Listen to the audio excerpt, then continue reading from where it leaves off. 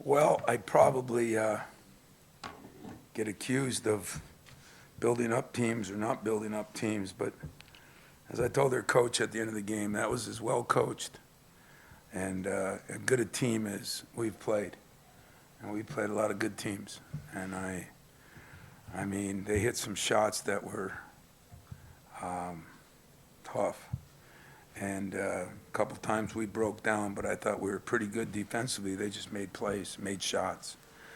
Miranda, I think the crowd, thank you. I think what you guys did, whatever you did, but to have no students and have that place rocking like that was unbelievable. I thought that was one of the better crowds, and just the whole system, very classy way we did it with the music and everything and band, and hats off to you guys. You did a hell of a job, and I appreciate that.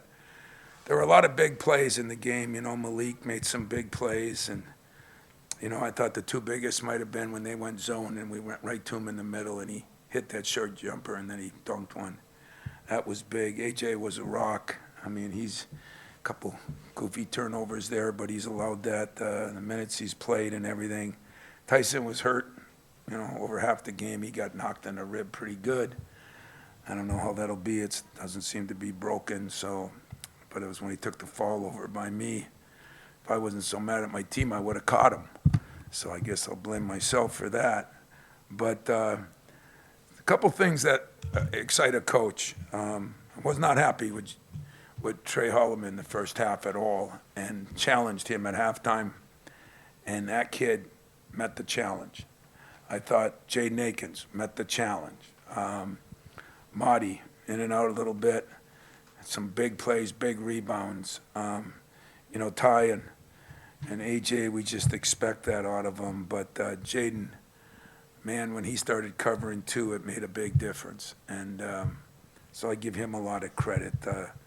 There's enough credit to go for everybody, and yet at the same time, you know, we tried to get Book into the game. It just wasn't a game for him. And Cohen played pretty good the first couple minutes, but then the start of the second half, you know, everybody learns why freshmen are freshmen.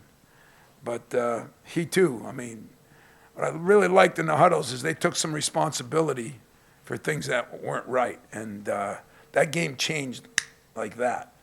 You know, we were 11 or 12 up, and it went down to, they were 2 or 3 up. I mean, it changed like that. And that's the only scary part about it. That's why your defense has to be good.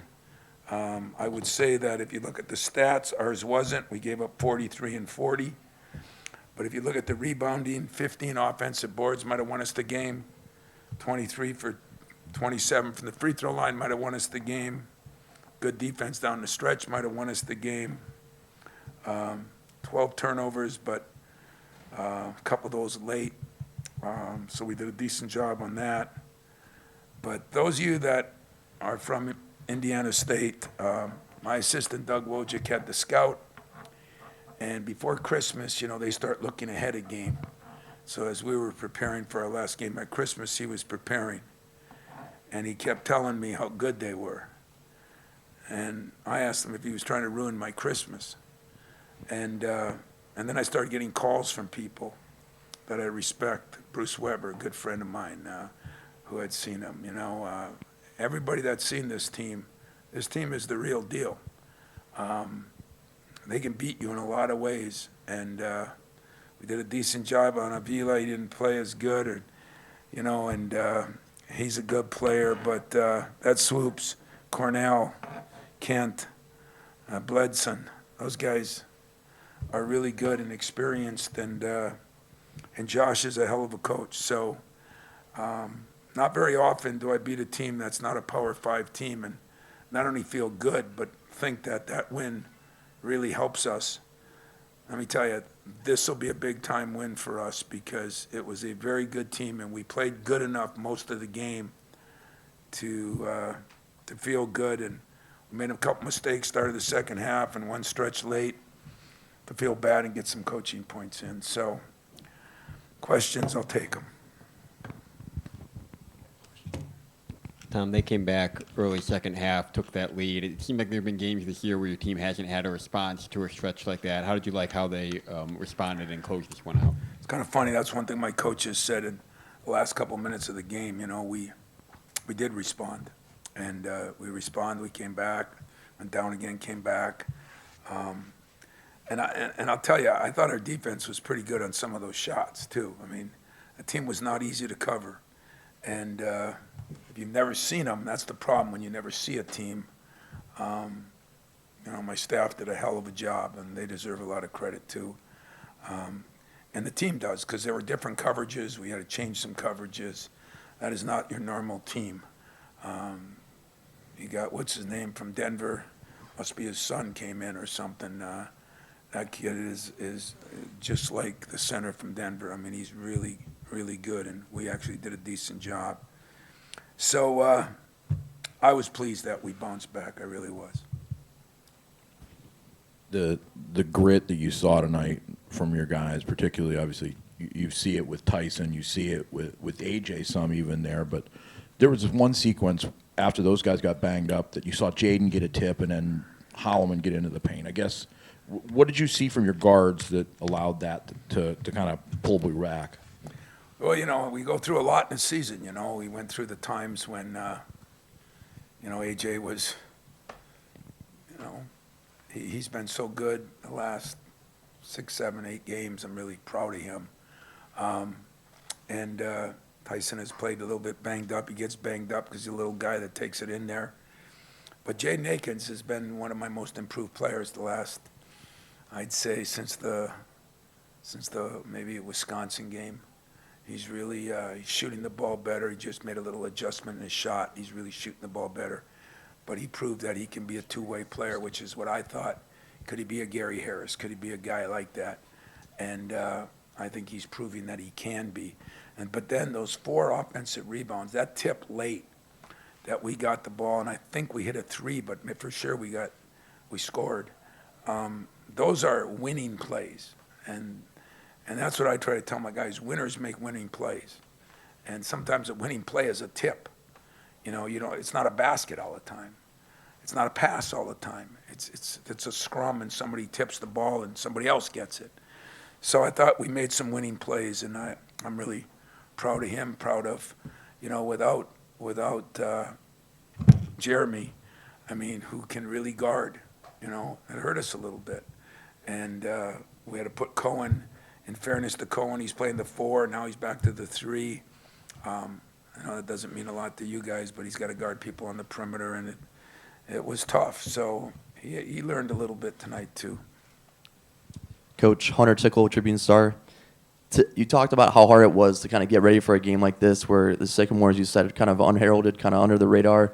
And I was wondering today, like, did it feel like at any point, you know, you guys go up 10 at halftime, about 10 minutes left, Sycamores go up 5. Did it feel like at any point you guys could get really comfortable and like it was going to be a game that was going to be just pretty easy to kind of go through? No, not once, not even a little bit. In fact, at halftime I said, for them, 3 shots and they're back in it. You know, I mean, I didn't feel comfortable with 30 seconds left. I said, should I call timeout?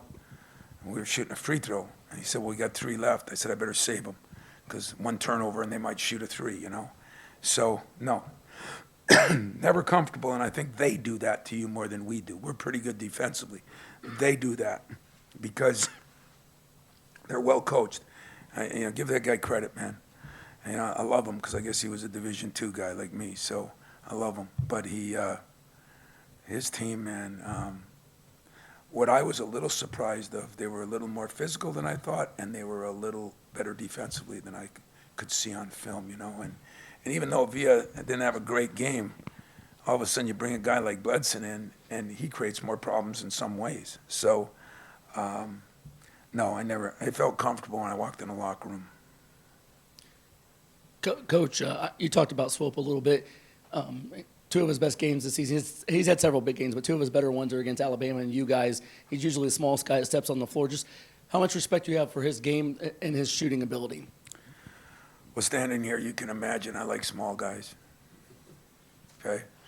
I hate when I have to adjust the thing down. So I like small guys, so I'm a big Swoops fan. I think he's tough. He can handle it. He can go right or left. You know, we said he's averaging 4 threes a game, and all he did is get 6. Every time we made a mistake defensively, he made us pay. There's not a lot of teams. There's a lot of teams I like. There's not a lot of teams I have great respect for because, hell, I got to respect my own team. This will be a team that if somebody calls me on them, I'm going to say, hang on to your, is this HBO, tail. Because it's going to be a dogfight. Tom, going off that, I guess, a little bit, you know, you've been talking to us about stressing about this game for a couple of weeks.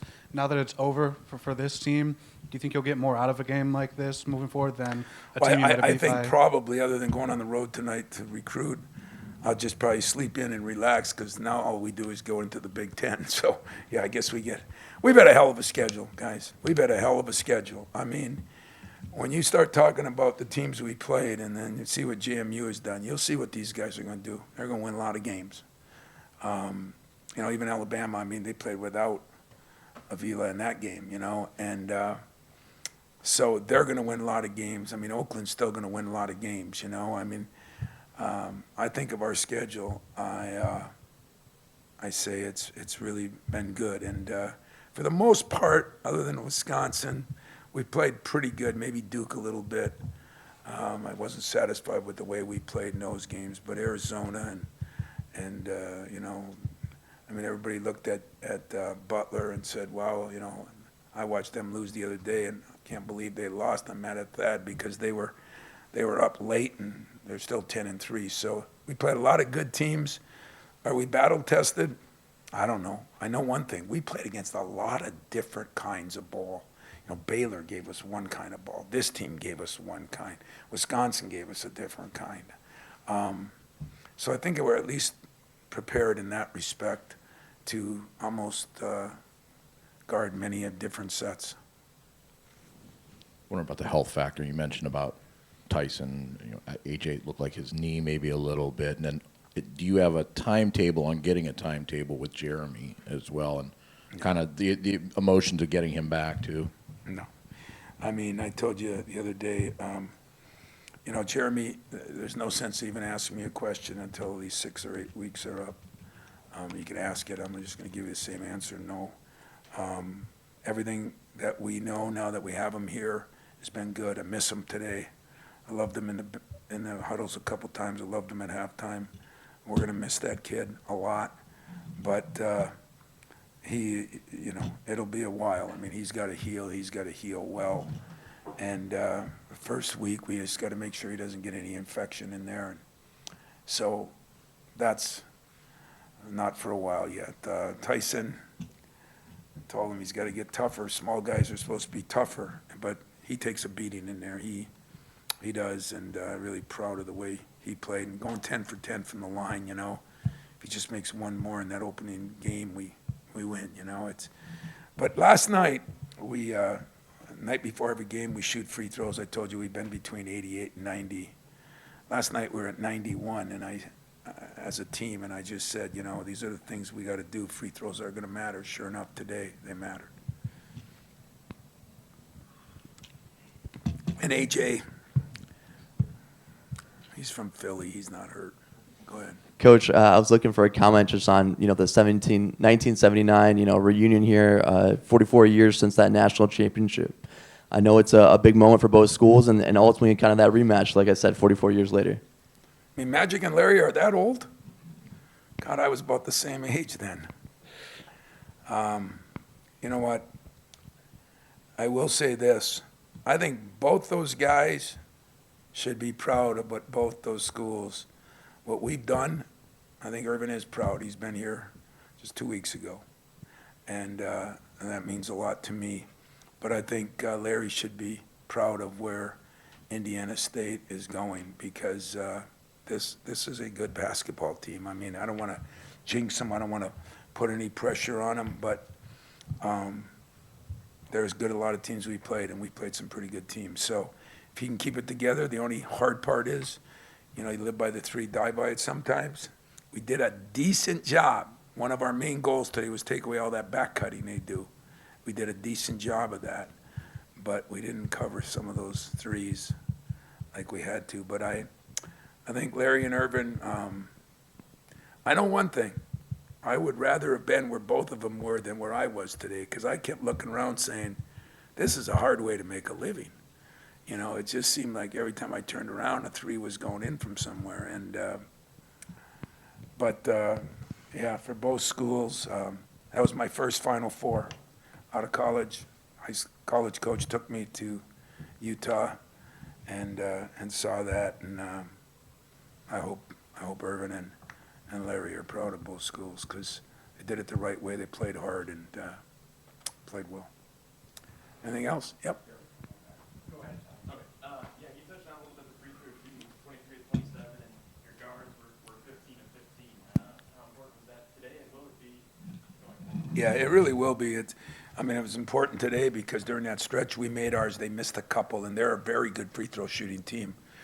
But, you think early, we were shooting 62% for a while, and we were shooting 65. I think we're still only at 66. Now this will help us, but this is a good free throw shooting team. And the funny part is Marty, was our worst free throw shooter 2 years ago, and I think right now he's our best. He missed one late, but he's been really good, So it's nice that Malik made his, and Marty made most of his, and actually Coop missed one, but AJ, he was the worst free throw shooter that I had as a point guard, and look what he's done in the last year and a half. So give credit to those guys that practice, you work on it, things get better.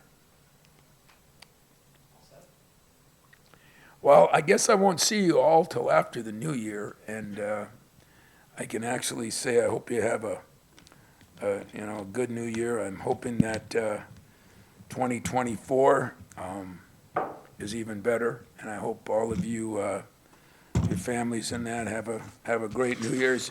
Behave yourself. Don't act like media guys. Take care of yourself.